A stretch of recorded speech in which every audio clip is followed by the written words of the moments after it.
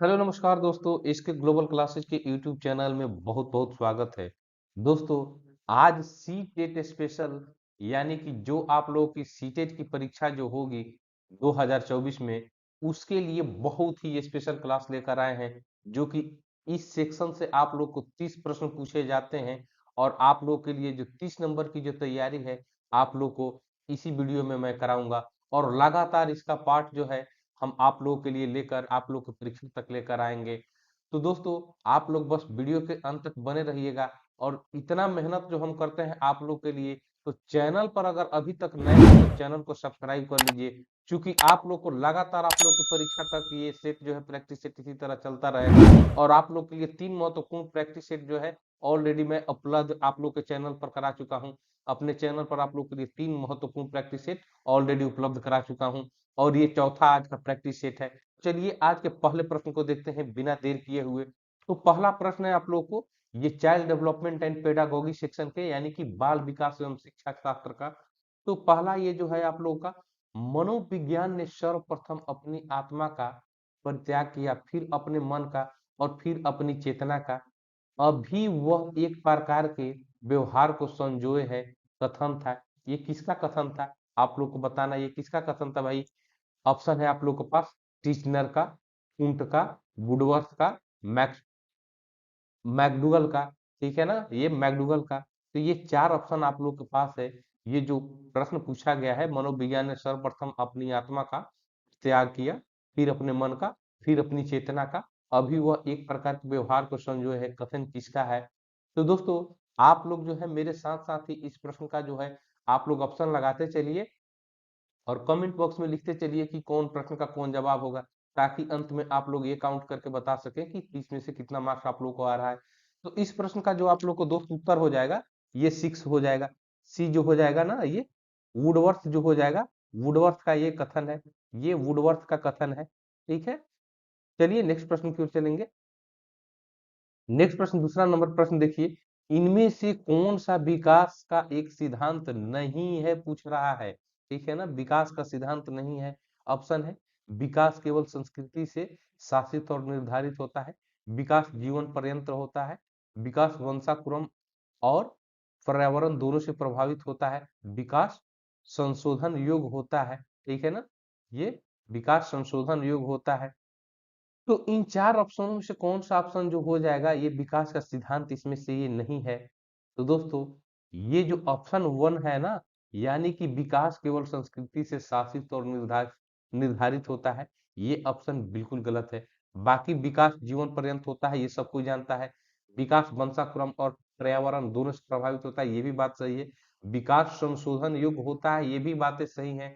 तो ये 3 बातें सही हैं, लेकिन ये बात गलत है। इसलिए इस प्रश्न का जो उत्तर हो जाएगा आप लोग का सेकंड का ए हो जाएगा। तो बाल विकास एवं शिक्षा शास्त्र के जितने तैयारी करने वाले दोस्त आप लोग जो है, सीटेट हो या एस्टेट हो, आप लोग हमारे चैनल पर बने रहिए। मैं आप लोग को 30 नंबर की तैयारी की जो है एकदम संपूर्ण अपने चैनल पर कराऊंगा। आप लोग बस लगातार बने रहिए और चैनल को सपोर्ट करते रहिए। चलिए नेक्स्ट प्रश्न की ओर चलेंगे।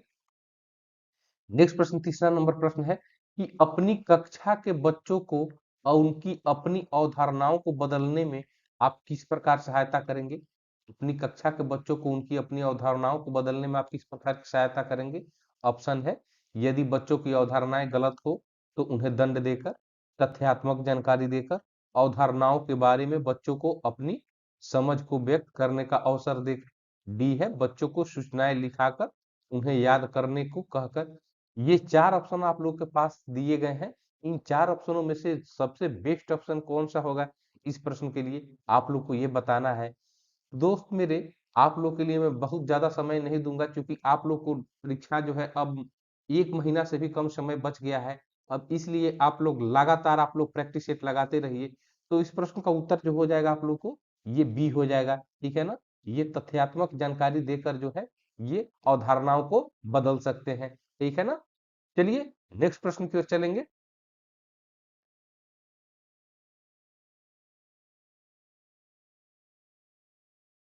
नेक्स्ट प्रश्न, ये 4 नंबर प्रश्न है कि बच्चों का विकास इनमें से किसका परिणाम है। बच्चों का विकास इनमें से किसका परिणाम है। ऑप्शन आप लोग के पास है, केवल अनुवांशिकता का, केवल वातावरण का, विद्यालय और शिक्षा का। डी आनुवांशिकता और वातावरण के बीच परस्पर अंतःक्रिया का। ये चार ऑप्शन जो दिए हुए हैं, इन चार ऑप्शनों में से कौन सा ऑप्शन सही हो जाएगा? तो दोस्तों इस प्रश्न का जो उत्तर हो जाएगा ये डी हो जाएगा, यानी कि आनुवंशिकता और वातावरण के बीच परस्पर अंतःक्रिया का जो हो जाएगा बच्चों का विकास इन्हीं का परिणाम होता है। तो इस चीज को आप लोग ध्यान में रखिएगा। चलिए नेक्स्ट प्रश्न की ओर चलेंगे। नेक्स्ट प्रश्न 5वां नंबर आज का प्रश्न है कि जब आप एक शिक्षक समूह से जुड़ जाते हैं और आप अपने समूह के अन्य लोगों की तरह ही पोशाक धारण करने लगते हैं, तो आप प्रदर्शन कर रहे होते हैं। क्या प्रदर्शन करते हैं भाई? ऑप्शन है समूह निर्देश अनुपालन का, बी समूह की अनुरूपता का, सी समूह की पहचान का, डी समूह आज्ञाकारिता का। ये चार ऑप्शन में से सबसे बेस्ट कौन सा हो जाएगा? तो दोस्तों ये जब आप लोग जब अगर एक शिक्षा समूह से जुड़ जाइएगा और अन्य लोगों की तरह ही पोशाक धारण कीजिएगा, तो ये जो होता है ना, ये समूह की अनुरूपता का जो है ये आप प्रदर्शन करते हैं, ठीक है ना? ये समूह की अनुरूपता का आप लोग प्रदर्शन करते हैं, इसलिए ऑप्शन बी जो हो जाएगा बहुत ही इसका सटीक जवाब हो जाएगा। चलिए नेक्स्ट प्रश्न की ओर चलेंगे। नेक्स्ट प्रश्न 6 नंबर प्रश्न है आप लोग को आज का कि मानसिक संरचनाएं जो चिंतन के निर्माण प्रखंड है, इसके लिए पियाजे ने किस शब्द या पद का प्रयोग किया? ये किस शब्द या पद का प्रयोग किया? ऑप्शन है परि परिपक्वन प्रखंड, बी है स्कीमा या अवधारणाएं, सी विकास के क्षेत्र, डी जीन। ये चार ऑप्शन आप लोग के पास दिए हुए हैं, इन चार ऑप्शनों में से आप लोग को बताना है। आप लोग मेरे साथ साथ आप लोग कमेंट बॉक्स में अपना जवाब देते चलिए। मैं आशा करता हूं कि आप लोग मेरे साथ साथ ही इसका जवाब देते चल रहे होंगे। और अंतिम समय में प्रैक्टिस सेट लगाना जो है दोस्तों बहुत ही महत्वपूर्ण हो जाता है। आप लोग को अगर 30 में 30 मार्क्स लाना है तो आप लोग लगातार प्रैक्टिस सेट जो है आप लोग लगाते रहिए। और दोस्तों मैं आशा करता हूं कि आप लोग के ये प्रैक्टिस सेट जितने भी मैं लेकर आप लोग के लिए आ रहा हूं, आप लोग की सफलता की एकदम कुंजी साबित होगी। तो इस प्रश्न का उत्तर जो है कौन सा हो जाएगा? तो ये जो हो जाएगा दोस्तों ना, ये स्कीमा या अवधारणाएं जो है यही होती है, ठीक है। ये पियाजे ने स्कीमा या अवधारणाएं शब्द का प्रयोग किया था इन चीजों के लिए। तो चलिए नेक्स्ट प्रश्न की ओर चलेंगे। नेक्स्ट प्रश्न प्रश्न नंबर 7 है कि निम्नलिखित में से किस मनोवैज्ञानिक ने प्रस्तावित किया है कि बच्चों का चिंतन गुणात्मक रूप से वयस्कों की अपेक्षा अलग होता है? ठीक है, निम्नलिखित में से किस मनोवैज्ञानिक ने प्रस्तावित किया है कि बच्चों का चिंतन गुणात्मक रूप से वयस्कों की अपेक्षा अलग होता है? ऑप्शन आप लोग के पास है जीन पियाजे, लेओ वाइगोट्स्की, हार्वर्ड गार्डनर, लॉरेंस कोहलवर। ये चार ऑप्शन है। तो चार ऑप्शन में से कौन सा ऑप्शन जो हो जाएगा आप लोग का इस प्रश्न के लिए सही हो जाएगा? आप लोग बताइए कमेंट बॉक्स में एकदम बिल्कुल करके, मेरे साथ साथ एकदम आंसर देते चलिए। तो चलिए मैं थोड़ा सा समय आप लोग के लिए दे रहा हूं।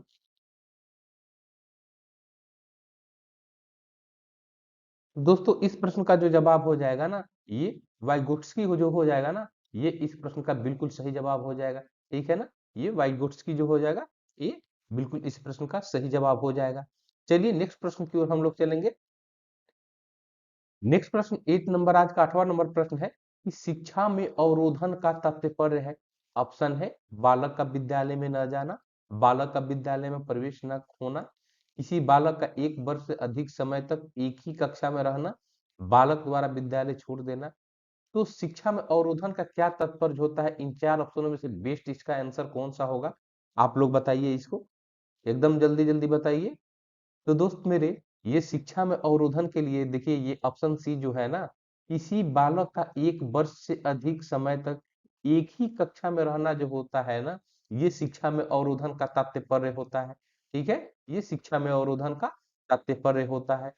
तो सी जो हो जाएगा ये बिल्कुल सही जवाब हो जाएगा। चलिए नेक्स्ट प्रश्न की ओर।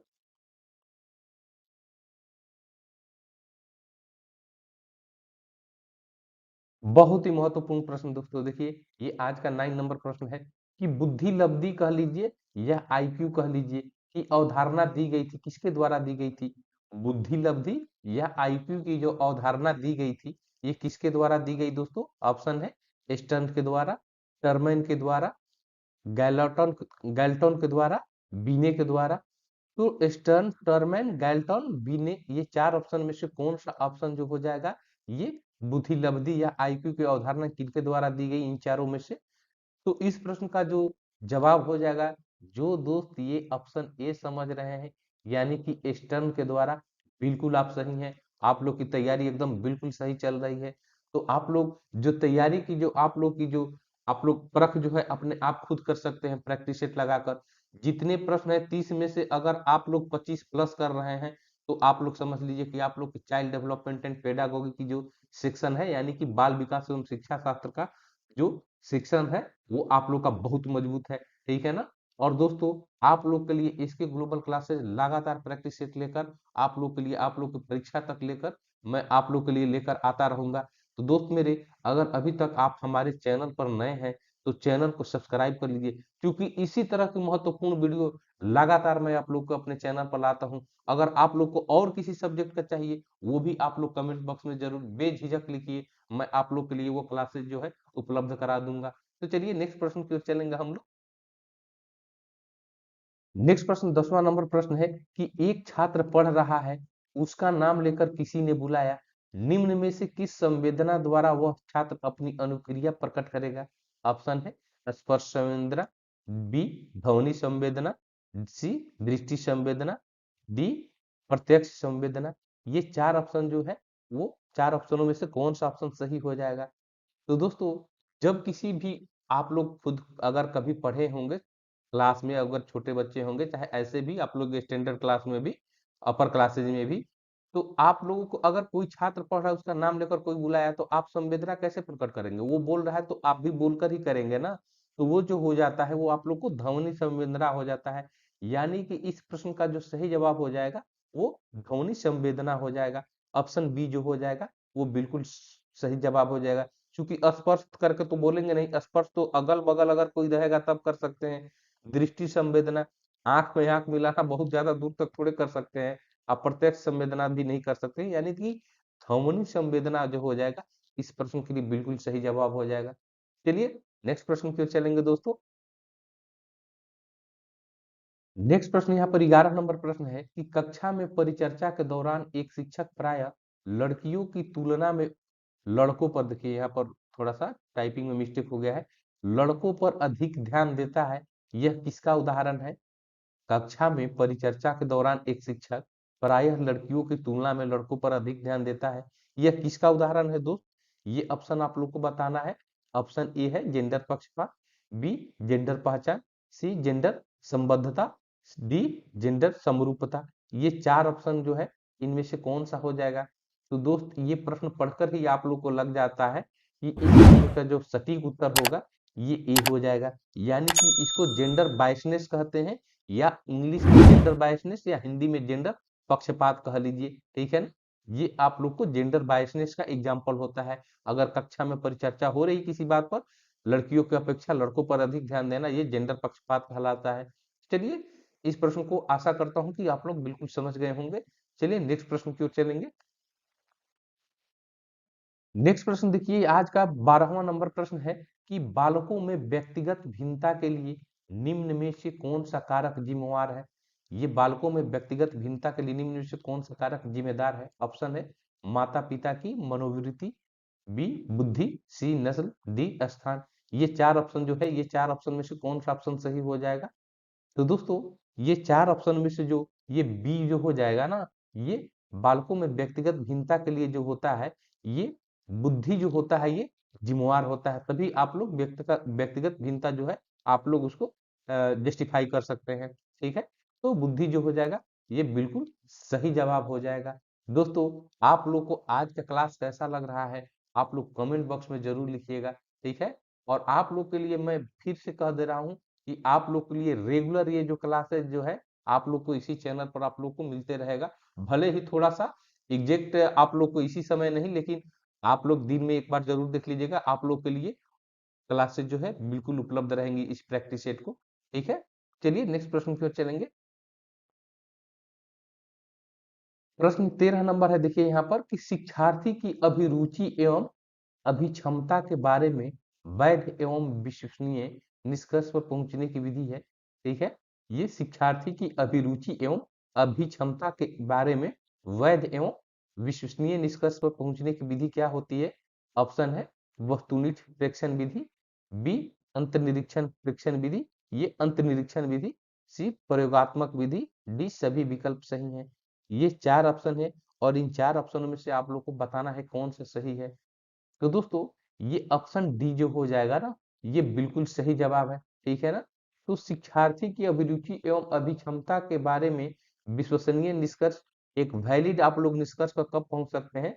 वस्तुनिष्ठ प्रेक्षण विधि ये भी सही है, अंतर्निरीक्षण विधि ये भी सही है और प्रयोगात्मक विधि ये भी सही है। ये तीनों जो विधियां है ना, आप लोग जो है किसी भी निष्कर्ष पर पहुंचने के लिए ये वैध है, ठीक है। इन चीजों को आप लोग ध्यान रखिएगा। चलिए नेक्स्ट प्रश्न की ओर चलेंगे। नेक्स्ट प्रश्न 14 नंबर प्रश्न है आज का कि एक विशेष विषय में ज्ञान और संबंधों को सुव्यवस्थित तथा निरूपित करने के लिए आलेखीय साधनों का प्रयोग क्या कहलाता है? एक विशेष विषय में ज्ञान और संबंधों को सुव्यवस्थित तथा निरूपित करने के लिए आलेखीय साधनों का प्रयोग क्या कहलाता है? ऑप्शन है खंड, अग्रवर्ती आयोजक, सी स्मृति सहायक, डी संकल्पना मानचित्र। तो आप लोग इस प्रश्न को देखकर ही आप लोग आंसर जो है, जो दोस्त की तैयारी अच्छी है चाइल्ड डेवलपमेंट एंड पेडागोगी में, आप लोग अच्छे से समझ गए होंगे कि कौन सा इसका आंसर होना चाहिए। तो दोस्तों इस प्रश्न का जो आंसर हो जाएगा, ये हो जाएगा आप लोग को संकल्पना मानचित्र जो हो जाएगा ना, ये इस प्रश्न का बिल्कुल सही जवाब हो जाएगा। चलिए नेक्स्ट प्रश्न की ओर चलेंगे।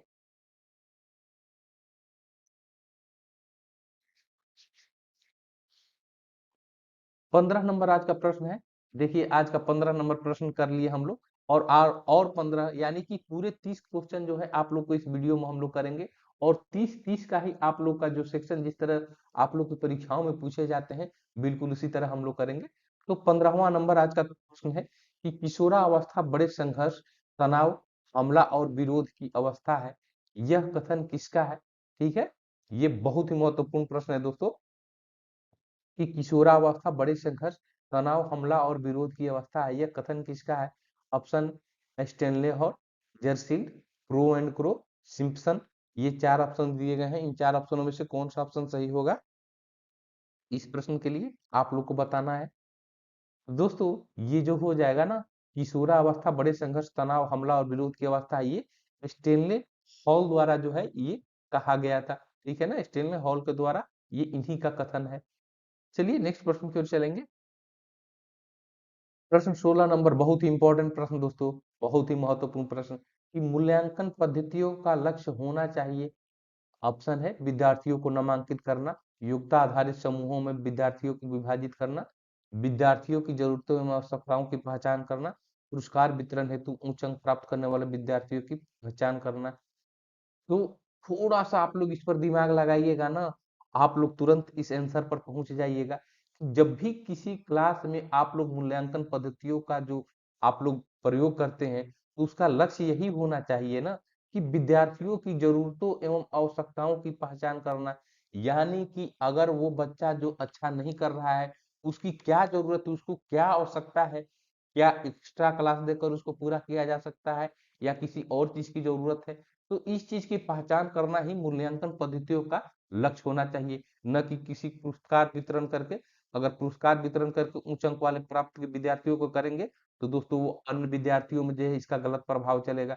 अगर विभाजित कर दीजिएगा योग्यता आधारित पर तो वो भी गलत प्रभाव डालेगा। विद्यार्थियों को नामांकित करना तो ये तो बिल्कुल ही गलत बात हो जाएगा, ठीक है ना। मूल्यांकन पद्धतियों का प्रयोग ही और लक्ष्य ही यही होता है कि विद्यार्थियों की जरूरतों एवं आवश्यकताओं की पहचान करना।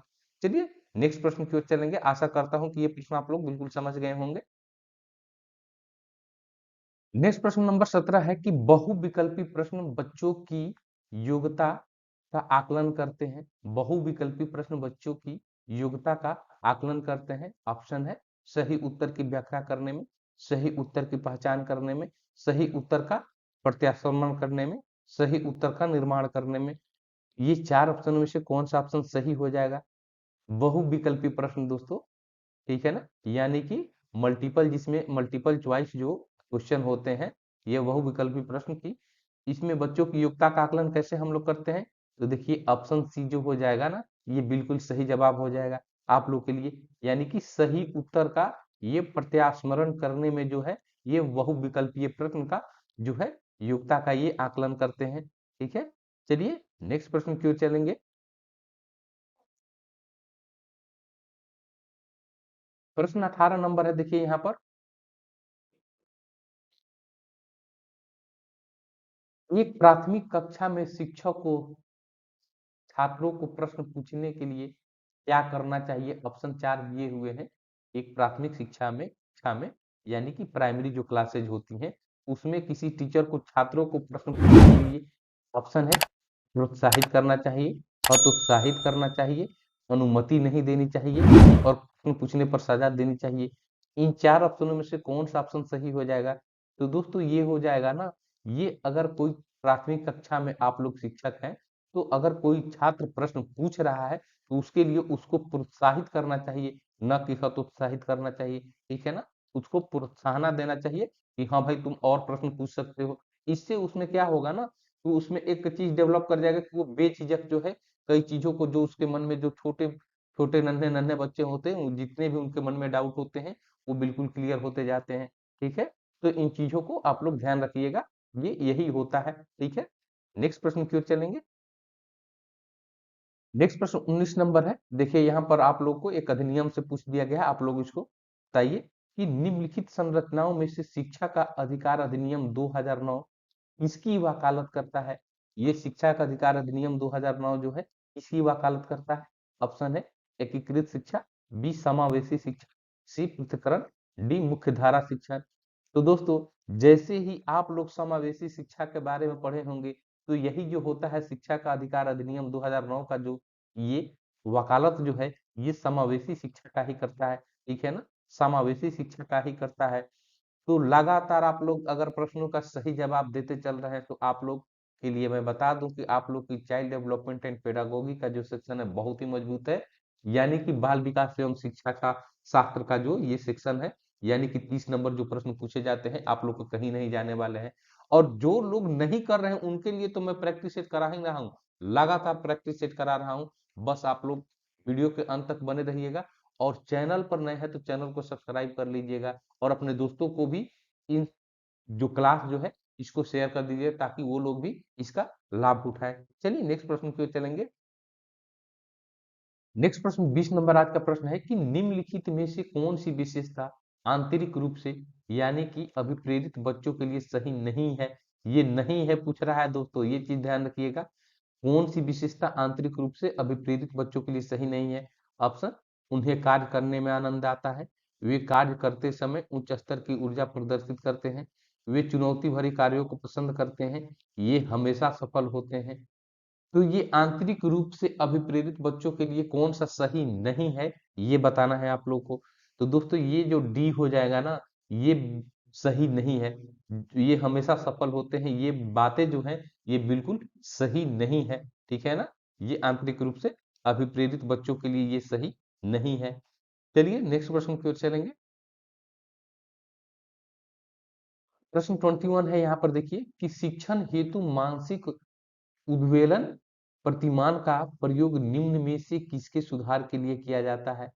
शिक्षण हेतु मानसिक उद्वेलन ये प्रतिमान का प्रयोग निम्न में से किसके सुधार हेतु किया जाता है? ऑप्शन है समझ, बी अनुप्रयोग, सी सृजनात्मकता, डी समस्या समाधान। इन 4 ऑप्शनों में से कौन सा ऑप्शन सही हो जाएगा? दोस्तों ये ऑप्शन सी जो है ना ये बिल्कुल सही जवाब हो जाएगा। सृजनात्मकता जो हो जाएगा ना इस प्रश्न का बिल्कुल सही जवाब हो जाएगा। चलिए नेक्स्ट प्रश्न की ओर चलेंगे।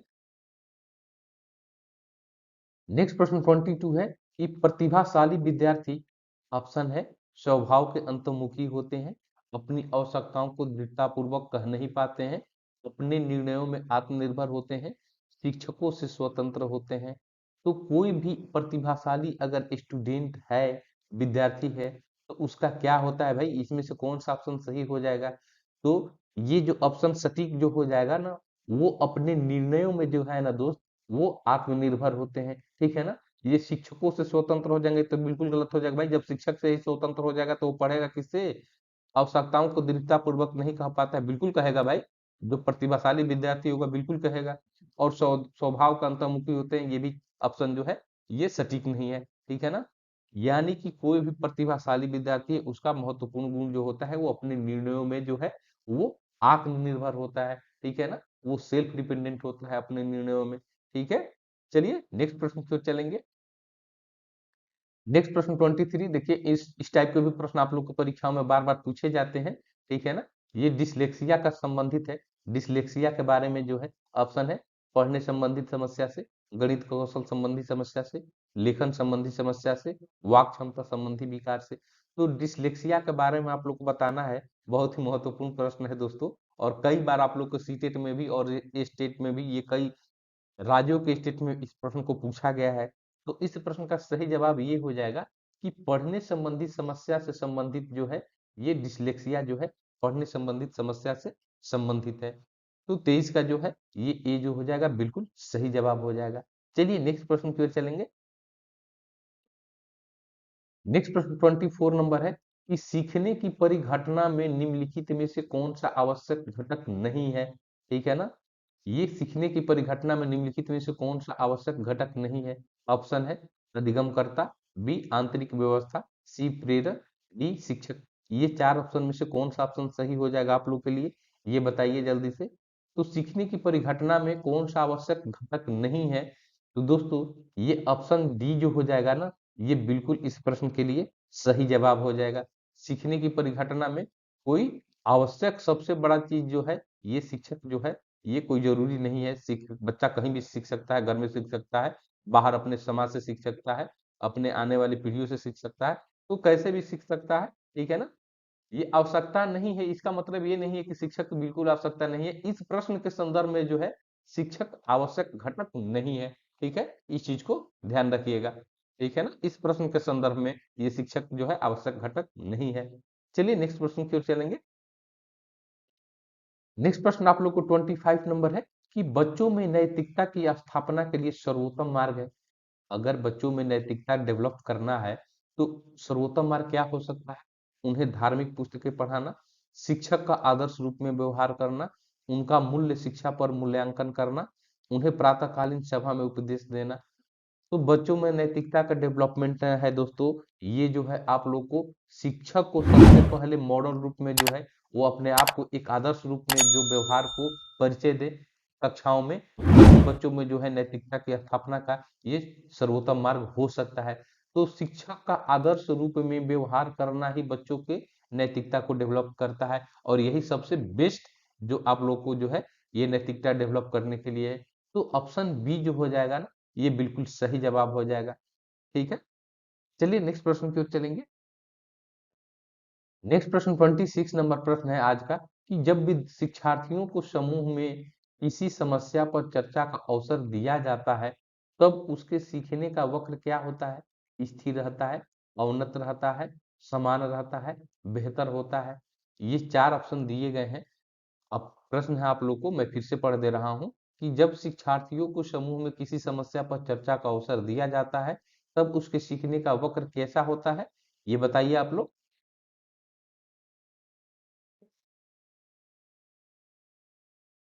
तो इस प्रश्न का जो सही जवाब हो जाएगा ना, सीखने का वक्र जो होता है दोस्तों वो बेहतर होता है, ठीक है।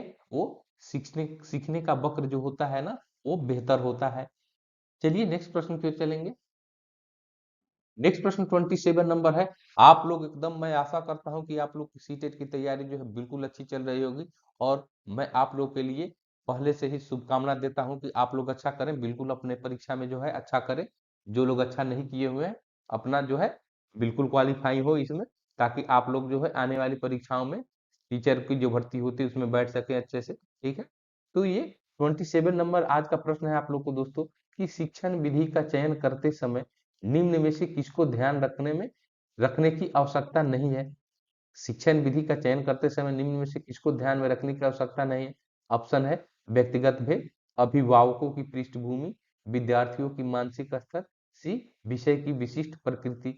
ये चार ऑप्शन जो दिए गए हैं इनमें से कौन सा ऑप्शन जो हो जाएगा इस प्रश्न के लिए सही हो जाएगा। तो दोस्तों शिक्षण विधि का जो संबंध जो है इसमें अभिभावक की पृष्ठभूमि की कोई आवश्यकता ही नहीं होती है कि अभिभावक बहुत ज्यादा धनी है कि क्या है, मतलब उनके कोई पृष्ठभूमि से कोई मतलब नहीं रहता है। ठीक है ना।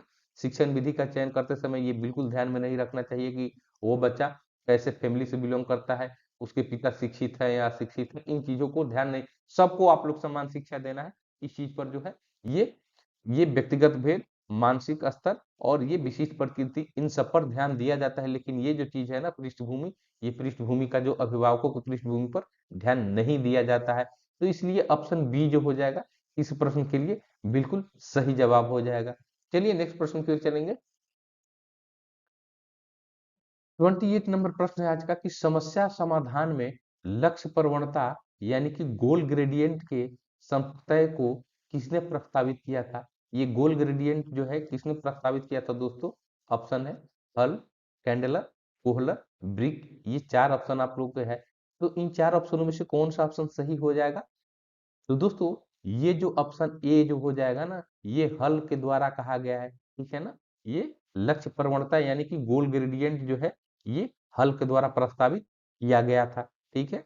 ये हल के द्वारा किया गया था। चलिए नेक्स्ट प्रश्न की ओर चलेंगे। नेक्स्ट प्रश्न 29 नंबर प्रश्न है कि पियाजे के सिद्धांत के अनुसार निम्नलिखित में से कौन सा व्यक्ति के संज्ञात्मक विकास को प्रभावित नहीं करेगा, ठीक है ना। ये कौन सा संज्ञात्मक विकास को प्रभावित नहीं करेगा दोस्तों। ऑप्शन है भाषा, सामाजिक अनुभव, परिपक्वन, ठीक है। ये क्रियाकलाप, ये चार ऑप्शन आप लोग के पास है। इन चार ऑप्शनों में से कौन सा ऑप्शन सही होगा इसके लिए आप लोग कमेंट बॉक्स में दीजिए इसका आंसर, ठीक है। और मैं आशा करता हूं कि आप लोग कमेंट बॉक्स में आंसर देकर चलते आ रहे होंगे शुरू से ही, यानी कि प्रश्न पहला से ही। तो इस प्रश्न का जो सही जवाब हो जाएगा ना दोस्त, ये सामाजिक अनुभव जो हो जाएगा, इस प्रश्न का बिल्कुल सही जवाब हो जाएगा। सामाजिक अनुभव जो हो जाएगा ये बिल्कुल सही जवाब हो जाएगा। नेक्स्ट प्रश्न की ओर चलेंगे। नेक्स्ट प्रश्न आज का 30 नंबर यानी कि 30वां नंबर प्रश्न है कि अभिप्रेरणा के मूल प्रवृत्ति सिद्धांत के प्रतिपादक थे। अभिप्रेरणा के मूल प्रवृत्ति सिद्धांत के प्रतिपादक कौन थे। ऑप्शन है दोस्तों Abraham Maslow, McDougall, William James, Simpson, ठीक है। ये चार ऑप्शन आप लोग को दिए गए हैं। इन चार ऑप्शनों में से कौन सा ऑप्शन सही है। तो अभिप्रेरणा की मूल प्रवृत्ति की सिद्धांत की अगर बात की जाए ना दोस्त, तो ये जो हो जाएंगे, ये मैकडूगल जो हो जाएंगे ना, ये बिल्कुल इन्हीं के द्वारा प्रतिपादन किया गया था अभिप्रेरणा के मूल प्रवृत्ति का सिद्धांत का, ठीक है। तो मैकडूगल जो हो जाएगा ये इस प्रश्न का बिल्कुल सही जवाब हो जाएगा। तो दोस्तों अभी मैं आप लोग को 30 प्रश्न को बहुत ही शानदार तरीके से आप लोग के लिए करा दिया। चाइल्ड डेवलपमेंट एंड पेडागोगी यानी कि बाल विकास एवं शिक्षा शास्त्र के 30 प्रश्नों को आप लोग को प्रैक्टिस सेट के माध्यम से मैं यहाँ पर ये 30 का 30 प्रश्न जो है आप लोग के लिए आज के लिए मैं करा दिया। नेक्स्ट और एक जबरदस्त क्लास आप लोग के लिए, एक और महत्वपूर्ण प्रैक्टिस सेट, जितने महत्वपूर्ण प्रश्न बन सकते हैं आप लोग को परीक्षाओं तक लगातार जो है इसके ग्लोबल क्लासेस पर ये आप लोग को क्लास मिलते रहेगा, मैं आप लोग को आश्वस्त कर दूं, ठीक है ना। तो इसके लिए आप लोग इतना आप लोग को तो बनता ही है कि आप लोग अगर चैनल पर नए हैं तो चैनल को दोस्त सब्सक्राइब कर लीजिए और इस वीडियो को अपने सभी दोस्तों में शेयर कर दीजिए ताकि वो लोग भी जो है इस वीडियो का जो है भरपूर लाभ उठा सके। तो दोस्तों आज के लिए बस इतना ही, और अगला एक और नेक्स्ट आप लोग के लिए वीडियो लेकर मैं आप लोग के लिए उपस्थित हूँगा। तब तक के लिए मैं आप लोगों से आज्ञा लेना चाहूँगा। जय हिंद दोस्तों।